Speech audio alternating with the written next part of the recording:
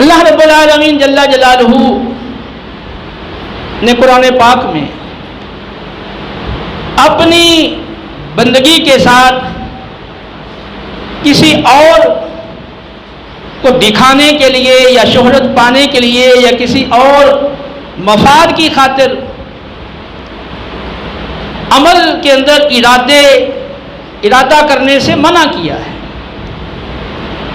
فمن کان یرجو لقاء ربہ فلیعمل عملا صالحا ولا یشرک بعبادۃ ربہ احدا۔ بس جو شخص اپنے رب سے ملاقات کا یقین رکھتا ہے، جسے یقین ہے، جس کا ایمان ہے کہ اللہ کی بارگاہ میں حاضری ہونی ہے، پیشی ہونی ہے، حساب و کتاب ہونا ہے، جزا و سزا ہونی ہے، تو جس کو اپنے رب کی اس ملاقات کا یقین ہے تو اسے چاہیے کہ وہ نیک عمل کرے، یعنی اس پیشی کی تیاری کرے نا، وہ نیک عمل کرے اور اپنے رب کی عبادت میں کسی کو شریک مت کرے۔ مفسرین کرام نے اس آیت کے تحت فرمایا کہ شرک جلی کے ساتھ ساتھ شرک خفی یعنی ریاکاری سے اس آیت میں منع کیا گیا، اور امام ترمذی رحمۃ اللہ تعالی علیہ نے خاص اسی آیت کی تفسیر میں ایک حدیث پاک ذکر فرمائی ہے، جس کو امام ترمذی کے علاوہ ابن ماجہ نے اور مسند احمد میں امام احمد بن حنبل نے بھی ذکر فرمایا ہے، سند حسن کے ساتھ یہ روایت مذکور ہے۔ رسول اللہ صلی اللہ تعالی علیہ وسلم نے ارشاد فرمایا، اللہ رب العالمین قیامت کے دن جس کے آنے میں کوئی شک نہیں، اولین و آخرین کو جمع فرمائے گا، اور اللہ رب العالمین فرمائے گا جس نے میرے لیے کوئی عمل کیا پھر اسی عمل میں میرے غیر کو شریک کر لیا تو وہ عمل میرے لیے نہیں، وہ میرے شریک کے لیے ہے، وہ غیر کے لیے ہے، بس اس کو چاہیے کہ وہ اس کے اجر طلب کرے۔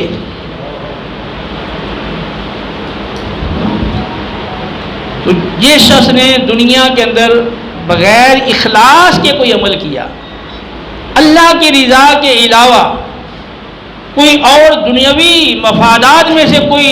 اس کا محرک تھا،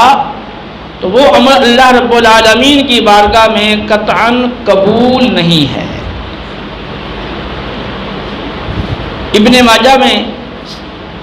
صحیح سند کے ساتھ روایت ہے، ابو سعید خدری رضی اللہ تعالی عنہ راوی ہے، کہتے ہیں کہ ہم آپس میں بیٹھ کر مسیح دجال کا ذکر کر رہے تھے، رسول اللہ صلی اللہ علیہ وسلم تشریف لائے تو آپ نے فرمایا کہ میں تمہیں وہ چیز نہ بتاؤں جس کا مجھے تمہارے بارے میں مسیح دجال سے بھی زیادہ خوف ہے۔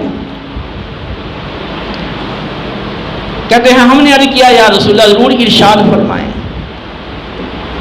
فرمایا کہ وہ چیز شرک خفی ہے۔ فرمایا اس کی صورت یہ ہے کہ آدمی نماز پڑھ رہا ہوتا ہے، جب اس کو علم ہوتا ہے کہ مجھے لوگ دیکھ رہے ہیں، فلاں مجھے دیکھ رہا ہے، تو وہ اپنی نماز کو لمبا کر دیتا ہے۔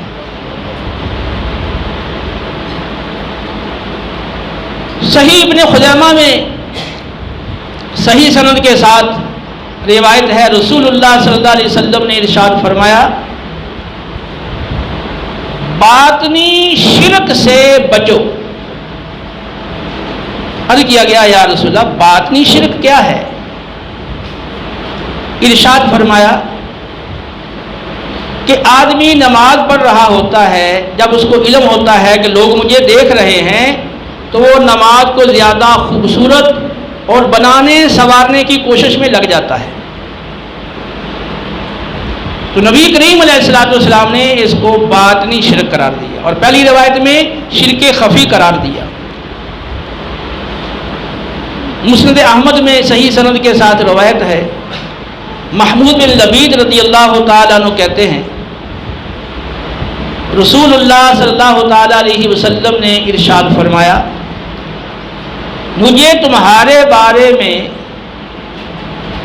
جس چیز کا سب سے زیادہ خوف ہے وہ شرک اصغر ہے۔ پھر عرض کیا گیا یا رسول اللہ شرک اصغر کیا ہے؟ فرمایا ریاکاری، ریا یہ شرک اصغر ہے۔ مسند احمد میں صحیح سند کے ساتھ روایت ہے، آپ صلی اللہ علیہ وسلم نے ارشاد فرمایا من صلی یرائی فقد اشرکا، جس نے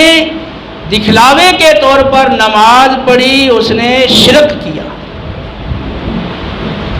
من صام یرائی فقد اشرکا، جس نے دکھلاوے کے لیے روزہ رکھا اس نے شرک کیا۔ من تصدق یرائی فقد اشرکا، جس نے دکھلاوے کے طور پر صدقہ کیا اس نے شرک کیا۔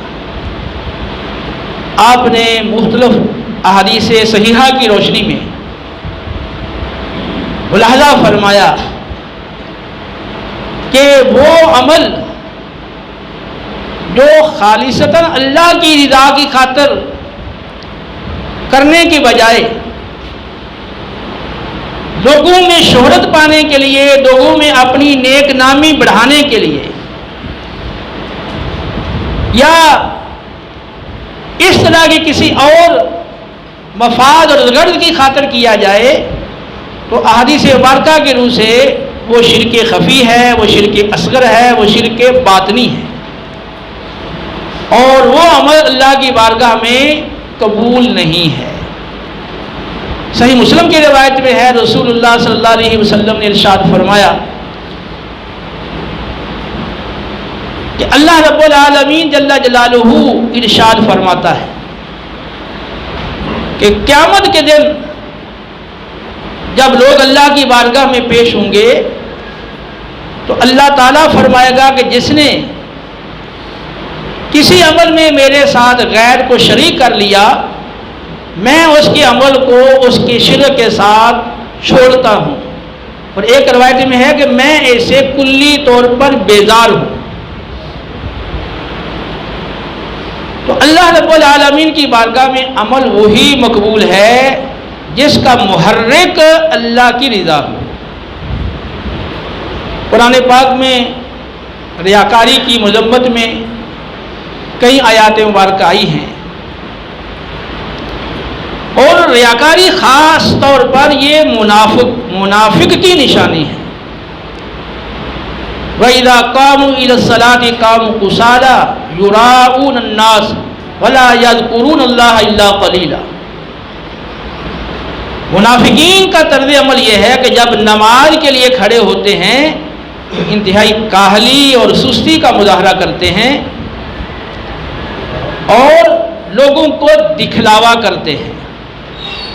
اور اللہ کو بہت تھوڑا یاد کرتے ہیں۔ سورہ النساء کی طرح یہ مضمون سورہ توبہ کے اندر بھی آیا ہے، کیونکہ منافق وہ دل سے تو صاحب ایمان نہیں ہوتا، اللہ پر آخرت پر اس کا یقین نہیں ہوتا، وہ تو محض اپنے آپ کو مسلمان بابر کرانے کے لیے اور اپنے دنیاوی مفادات کی خاطر اپنے آپ کو مومن ظاہر کرنے کے لیے وہ نماز پڑھتا ہے یا کوئی بھی وہ نیک عمل کرتا ہے۔ تو چونکہ جو اصل اخلاص کا محرک ہے ایمان وہ اس کے قلب میں موجود نہیں ہوتا، اس لیے اس کے اعمال وہ اخلاص خالی اور ریاکاری کی نظر ہوتے ہیں۔ تو اسی طرح وہ شخص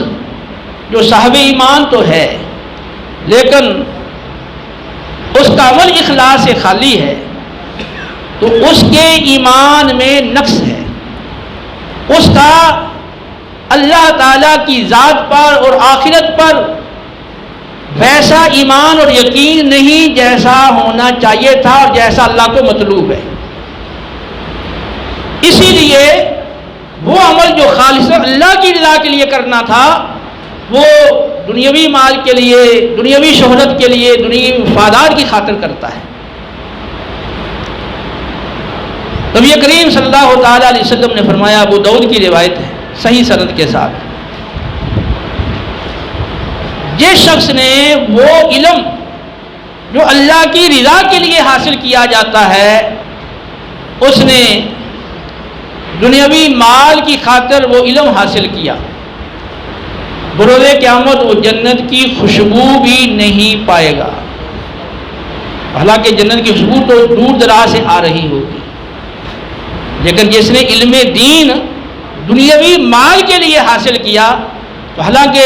علم دین تو بہت سارے فضائل کا حامل ہے، لیکن ایسا شخص جس کا یہ علم دین حاصل کرنے والا عظیم عمل اخلاص سے خالی ہوگا، وہ جنت کی خوشبو بھی نہیں پائے گا۔ اسی طرح ابو داؤد، ترمذی، مسند احمد کی روایت ہے، نبی کریم صلی اللہ علیہ وسلم نے ارشاد فرمایا، جس نے علم حاصل کیا تاکہ وہ علماء پر فخر کرے اور کم علم لوگوں سے، احمقوں سے وہ جھگڑا کرے اور بحث مباحثہ کرے اور لوگوں کو اپنی طرف متوجہ کرے، اللہ تعالیٰ بروز قیامت اس کو جہنم میں ڈال دے گا۔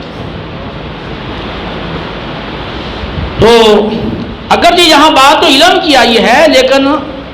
یہ حکم تو سب کے لیے ہے کہ کوئی بھی آپ نیک عمل کریں، ہاں علم دین سیکھنے والا یا علم دین سکھانے والا، نماز ہو، روزہ ہو، صدقہ و خیرات ہو یا